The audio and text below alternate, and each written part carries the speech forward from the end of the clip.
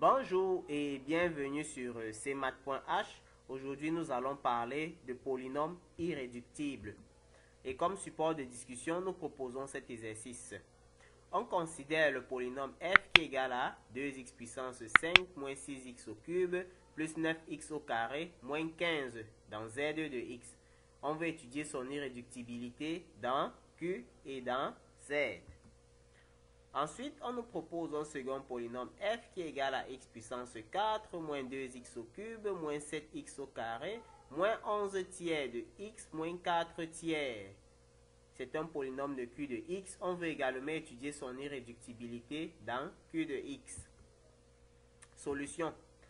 Bien avant de commencer, nous allons rappeler un critère d'irréductibilité, soit f égale à a0 plus a1x plus 3 points de suspension plus anx puissance n, avec an bien sûr qui est différent de 0 parce que c'est le coefficient directeur de notre polynôme. Alors, on considère un élément premier p dans z tel que p ne divise pas an, mais p divise le reste des ai avec i bien sûr qui est coincé entre 0 et n-1. Et enfin, p carré ne divise pas a0. Si ces conditions sont respectées, nous pouvons conclure que le polynôme f est irréductible dans q de x. Alors, appliquons ce critère d'irréductibilité au polynôme f de notre première question.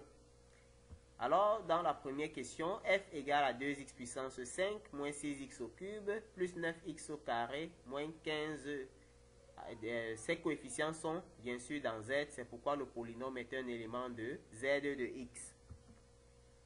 Alors, nous constatons que 3 est un élément premier de z. Mais seulement 3 ne divise pas 2. 2 ici, c'est le coefficient directeur de notre polynôme. Comme c'est un polynôme de degré 5, alors notre n ici est égal à 5. Nous voyons bien que 3 ne divise pas 2, mais 3 divise 6, 3 divise 9 et 3 divise 15. Donc 3 divise le reste des AI. Bien sûr, il y a le A4 qui est égal à 0 et 3 divise 0 évidemment. Mais 3 au carré égale à 9 qui ne divise pas 15, c'est-à-dire ne divise pas A0. Ces conditions étant vérifiées, nous pouvons conclure que le polynôme f est irréductible dans z et donc il est aussi irréductible dans q. Bien avant de continuer, nous voulons éclaircir quelque chose qui crée la confusion dans le mental de plus d'une personne. La plupart des gens pensent qu'un polynôme qui n'admet pas de racine dans un corps donné est automatiquement irréductible, ce qui n'est pas vrai. Un polynôme est irréductible lorsque ses seuls diviseurs sont les polynômes constants et lui-même. Alors, nous allons trouver l'exemple d'un polynôme p qui est égal à x puissance 4 plus 4. C'est un polynôme de z de x. Il n'admet aucune racine dans z. Mais nous allons constater que ce polynôme est réductible dans z de x. C'est-à-dire nous pourrons l'écrire comme produit de deux facteurs de polynôme avec des coefficients dans z. Et aucun des deux facteurs ne sera le polynôme constant. Nous constatons que x puissance 4 plus 4 peut s'écrire comme étant x au carré, le tout au carré, plus 2 au carré. Ensuite, nous pouvons également l'écrire comme étant x au carré plus 2, le tout au carré, moins 4x carré. Alors, nous avons là une différence de 2 carrés que nous pouvons factoriser. Et nous réussissons donc à l'écrire comme étant un produit de deux facteurs, c'est-à-dire x carré moins 2x plus 2, facteur de x carré plus 2x plus 2. Alors, nous voyons bien que les coefficients sont dans z et aucun des deux polynômes n'est constant. Alors, ce polynôme n'a pas de racine dans z, mais il est réductible dans z. Passons à notre deuxième question. On va étudier l'irréductibilité du polynôme f qui est égal à x puissance 4, moins 2x au cube, moins 7x au carré, moins 11 tiers de x, moins 4 tiers. Alors, pour cela, qu'est-ce que nous allons faire? Nous allons essayer de ramener les coefficients dans Z pour que l'étude soit plus évidente pour nous. Alors, nous écrivons notre polynôme f comme étant le produit d'un polynôme constant par un autre polynôme dont les coefficients sont dans Z. Et nous appelons ce second polynôme g. Alors, supposons que g admet une racine rationnelle de la forme a sur b, un élément de Q bien sûr, avec a et b qui sont des éléments de Z, b différent de 0, et a premier avec b, c'est-à-dire cette fraction est irréductible. Ensuite, étant donné que nous avons supposé que a sur b est une racine de notre polynôme g, alors il est automatiquement une racine de notre polynôme f. En tant que racine du polynôme g, cela voudrait dire que g de a sur b égale à 0. Alors nous allons remplacer dans notre polynôme g, partout où il y a x, nous allons remplacer par a sur b. Et nous obtenons cette égalité. Alors nous allons multiplier toute cette égalité par b puissance 4 afin de ramener tous les coefficients dans Z pour avoir une étude plus efficace.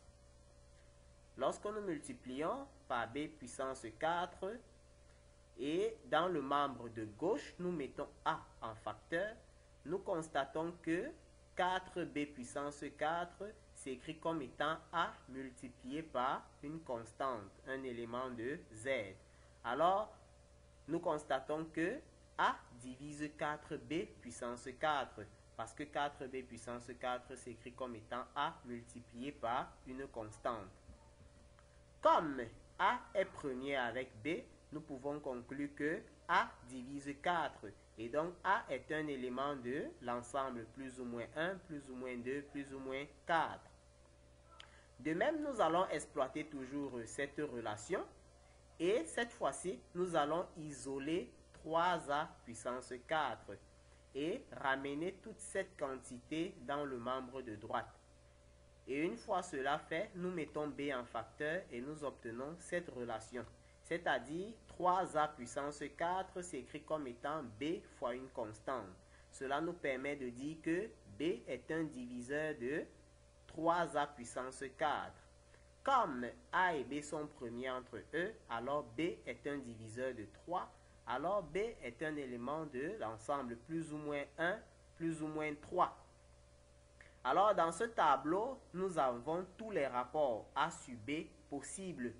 Nous allons constater que moins 1 et moins 3 n'apparaissent pas parmi les valeurs possibles de b. Tout simplement parce que à chaque fois que le rapport a sur b s'écrit avec a et b de même signe, nous allons obtenir un rapport a sur b positif. Alors, pour éviter qu'il y ait des valeurs qui se répètent inutilement, nous avons pris simplement 1 et 3, c'est-à-dire les valeurs positives. Et donc, a sur b est un élément de l'ensemble suivant. Nous allons tester chacune de ces valeurs et voir celle qui annule notre polynôme g. Nous constatons que g de 4 égale à 0. Et donc, a sur b égale à 4 qui est un élément de Q. C'est donc une racine rationnelle de notre polynôme g. Donc, il est aussi une racine rationnelle de notre polynôme f.